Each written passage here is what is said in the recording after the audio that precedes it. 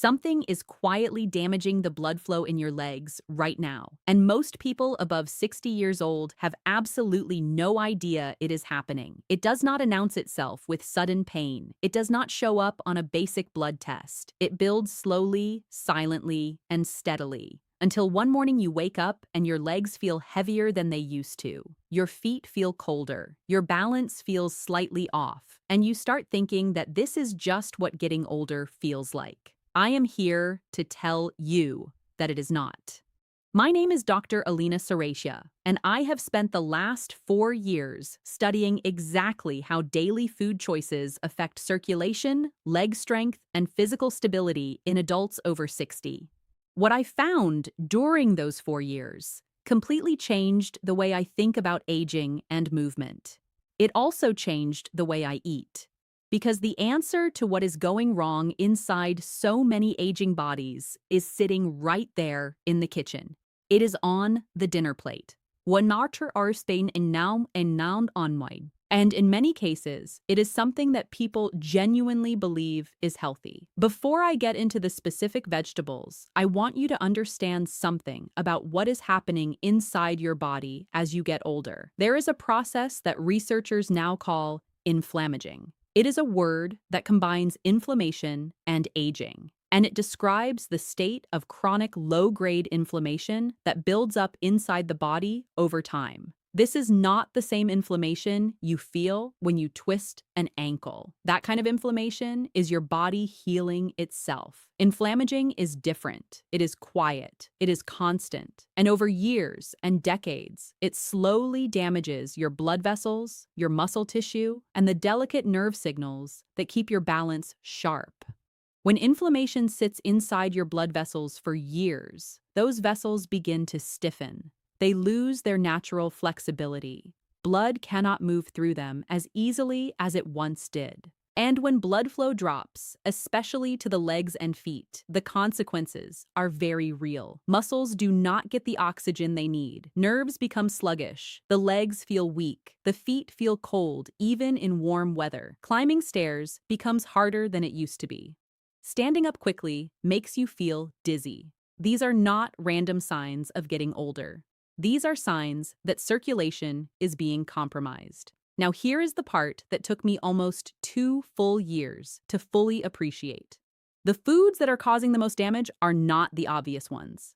People already know that deep-fried food and sugary soda are bad.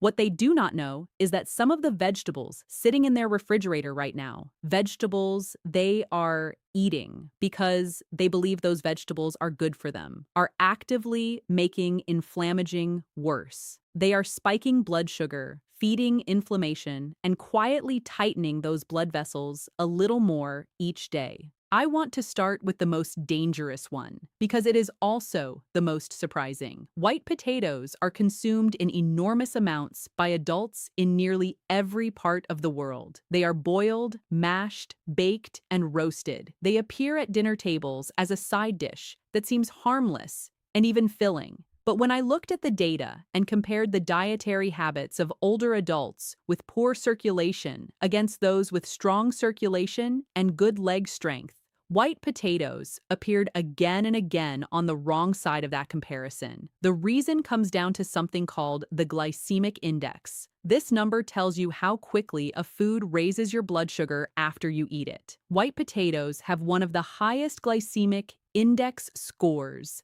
of any common food. When you eat them, your blood sugar rises rapidly and sharply. Your body releases a large amount of insulin in response. And while your body is managing that sugar spike, a cascade of inflammatory signals gets triggered inside your blood vessels. This happens every single time. And if you are eating white potatoes several times a week, which many older adults are, this inflammatory cascade is happening over and over again. Over time, that repeated inflammation causes the inner walls of your arteries to become thicker and less flexible. Blood has a harder time moving through. The legs, which are already the farthest from the heart, feel the effects first. This is why so many people over 60 experience that combination of cold feet, leg heaviness, and fatigue in the lower body. It feels like aging, but in many cases, it is the white potato effect,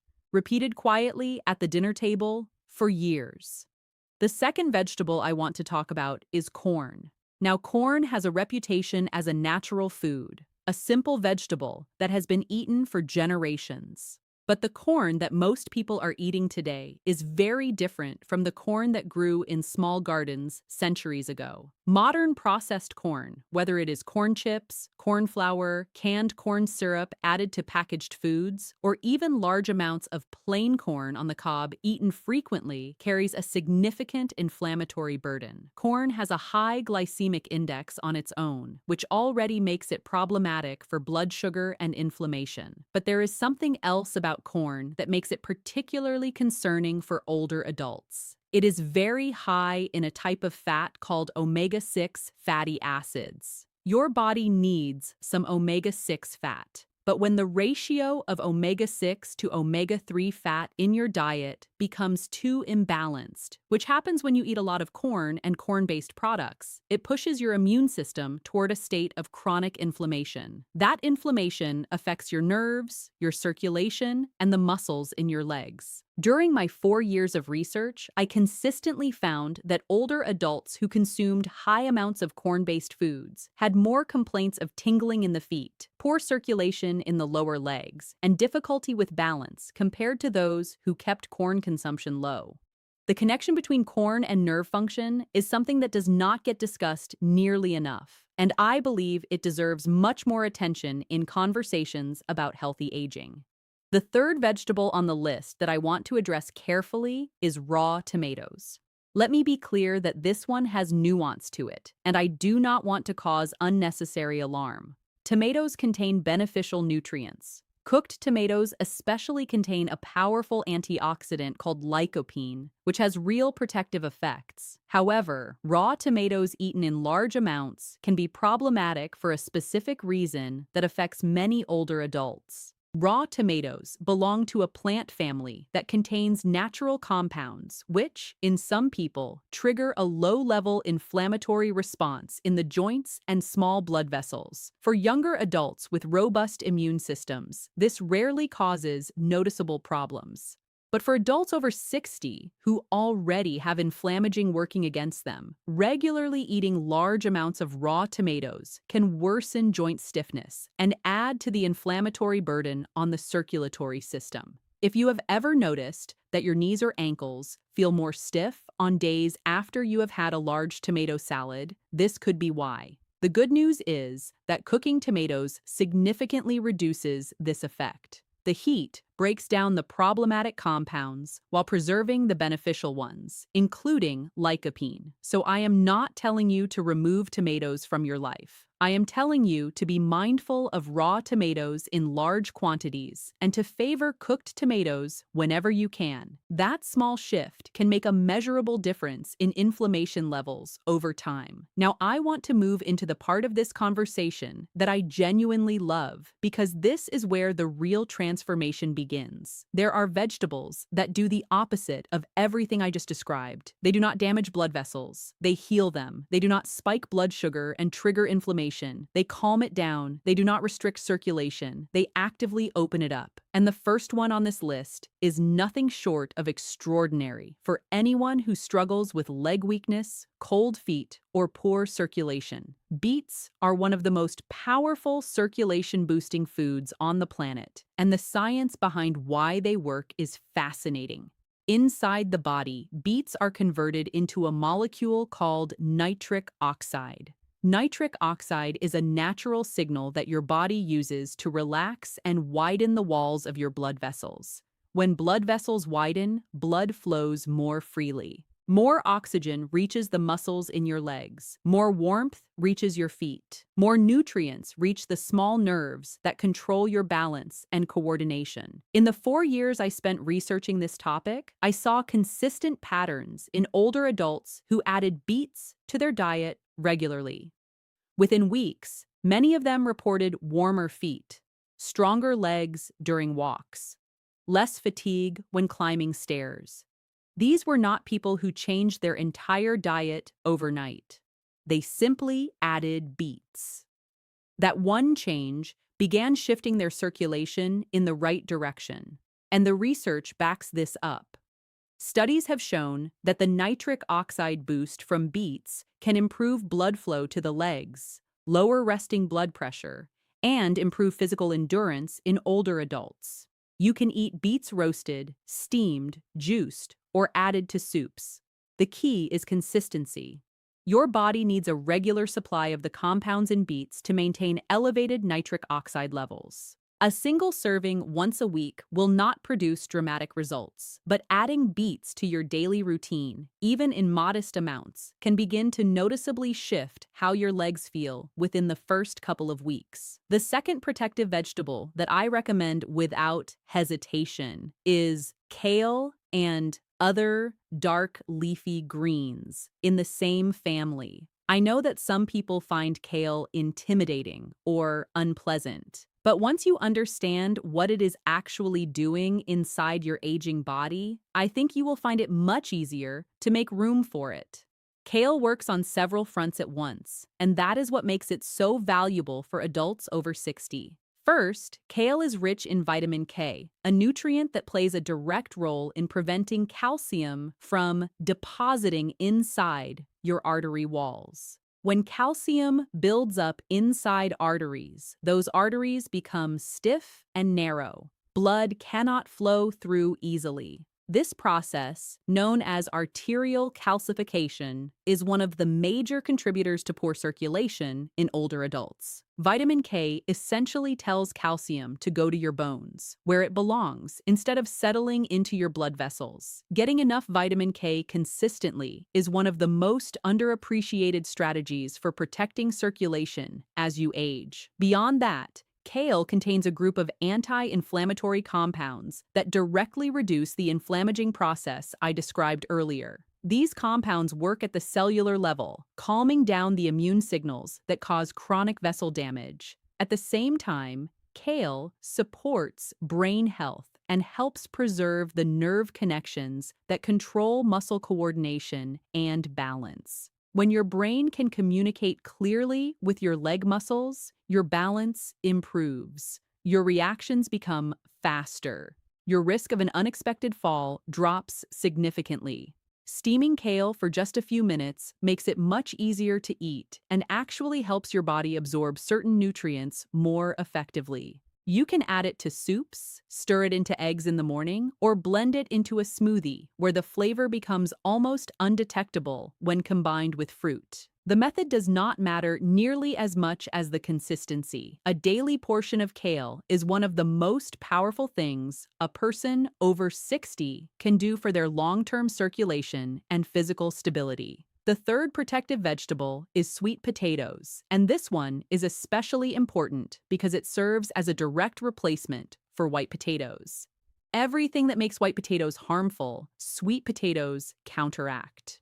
The glycemic index of sweet potatoes is significantly lower than white potatoes, which means they do not cause that sharp blood sugar spike and the inflammation that follows it. Instead, they release energy gradually and steadily, which keeps your blood sugar stable and your inflammatory levels low. Sweet potatoes are also packed with beta-carotene, the same compound that gives carrots their bright orange color. Beta-carotene is a powerful antioxidant that protects the inner walls of your blood vessels from oxidative damage. This kind of damage is another major driver of vessel stiffening and poor circulation. By eating sweet potatoes regularly, you are giving your arteries a protective coat of antioxidants that helps them stay flexible and open. On top of that, sweet potatoes are high in dietary fiber, which feeds the beneficial bacteria in your gut. A healthy gut microbiome has a direct connection to lower systemic inflammation, better immune regulation, and improved cardiovascular health. This is a connection that was not well understood even 10 years ago, but the evidence is now very clear. What you eat feeds your gut bacteria, and your gut bacteria either fight inflammation or fuel it. Sweet potatoes strongly support the anti-inflammatory side of that equation. The practical beauty of sweet potatoes is how easy they are to prepare and how naturally satisfying they taste. You can bake them whole, Cube and roast them with a little olive oil. Mash them as a side dish, or slice them thin and bake them into a crispy alternative to chips. They are filling, they taste naturally sweet, without any added sugar, and every time you eat one instead of a white potato, you are making a measurable positive decision for your circulation and your leg strength. Now, I want to give you a clear picture of how to bring all of this together in a practical way over the first few weeks. Because information without action does not change anything. The goal is to make changes that are sustainable, simple, and genuinely effective for someone living a normal daily life. In the first week, the single most important thing you can do is remove white potatoes from your meals and replace them with sweet potatoes. This one swap alone begins to reduce the blood sugar spikes and the arterial inflammation that has been building up over time. At the same time, start adding beets to your daily routine. Even half a medium-sized beet roasted with dinner or a small glass of beet juice in the morning begins elevating nitric oxide levels and gently encouraging your blood vessels to relax and open up. The changes during the first week may be subtle, but they are happening inside your vessels, whether you can feel them yet or not. During the second week, add steamed kale or another dark leafy green to at least one meal per day. If you have been eating large, raw tomato salads regularly, begin shifting toward cooked tomatoes instead. Use them in sauces, soups, or roasted vegetable dishes. This reduces the inflammatory burden on your joints and small vessels while still giving you the benefits of lycopene and the other nutrients tomatoes contain. By the third week and beyond, begin looking at how much corn and corn-based food you are consuming. This includes obvious things like corn on the cob and canned corn, but also less obvious things like corn tortillas, cornbread, corn-based cereals, and any packaged foods that list corn syrup or corn starch in the ingredients. Reducing these foods lowers the omega-6 inflammatory burden and helps restore a healthier balance in your immune signaling. You do not need to eliminate every trace of corn from your life,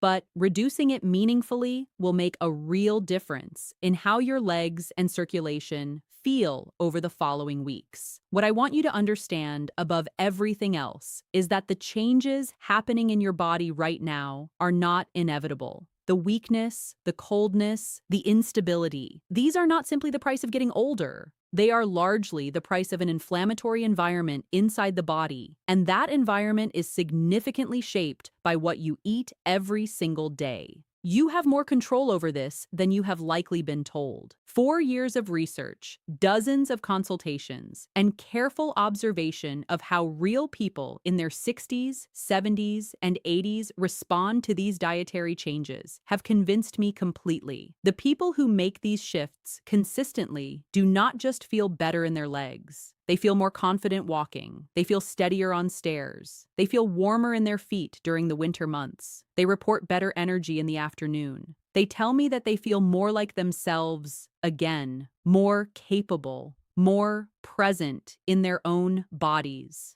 The difference between a person who ages with strong circulation and solid leg function and one who struggles with weakness and instability is often not genetics.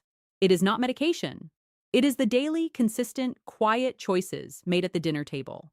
A plate that includes beets, kale, and sweet potatoes is doing something genuinely powerful for your blood vessels, your muscles, and your brain. A plate built around white potatoes, heavy corn products, and large raw tomato salads is doing quiet damage that accumulates over months and years. You do not need to overhaul your entire life to begin seeing results. Start with the swap that matters most. Replace the white potato on your plate with a sweet potato. Do that every time for 2 weeks and pay attention to how your legs feel. Add some beets. Notice whether your feet feel warmer, whether your walks feel a little easier, whether climbing stairs feels slightly less laborious. These small observations matter. They are your body sending signals that the internal environment is starting to change. And when you add the kale, when you cook your tomatoes instead of eating them raw, when you start checking ingredient labels for hidden corn products, you are layering protective choices on top of each other. Each one individually makes a difference.